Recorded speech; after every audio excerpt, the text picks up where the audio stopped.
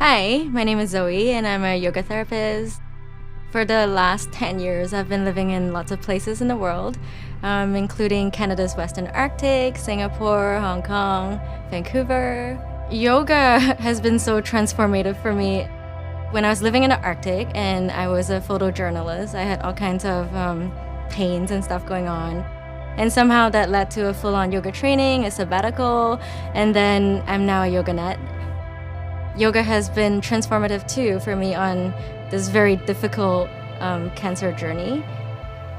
I guess nobody wants to receive a phone call that tells them, hey girl, you have cancer, come in on Monday and talk to me. So that was my doctor on a Friday the 13th. I have this community of people. I think that's what's been keeping me going. And as I opened up about what I was going through, a lot of students in my class would actually come up to me and tell me that they have either gone through the journey or they have family. And I realized so many people have been touched by it that I didn't feel lonely anymore. So how do you find courage? How do you wake up in circumstances that are extremely difficult?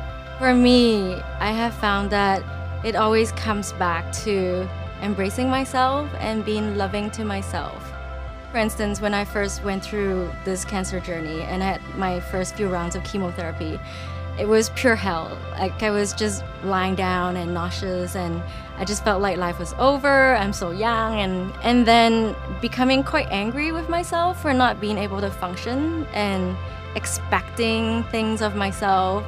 I realized that, wow, this voice that I allow myself to speak to myself in, that's not cool. That's not the yoga therapy that I thought I was helping people with. And if I talk to myself that way, no wonder I didn't feel well.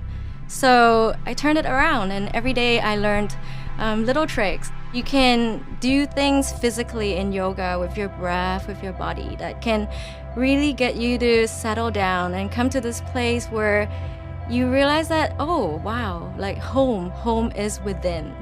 That's when I realized that this place where I have this inner power is also the place where I have the courage. And in fact, it's also the place where I realized that there's a lot of other people going through challenges, not just me. I think the best advice is to realize that it's okay to be human. It's really, really a beautiful opportunity for us to take the time for ourselves to settle in and ask ourselves what we really need, just to love ourselves right where we are as we are.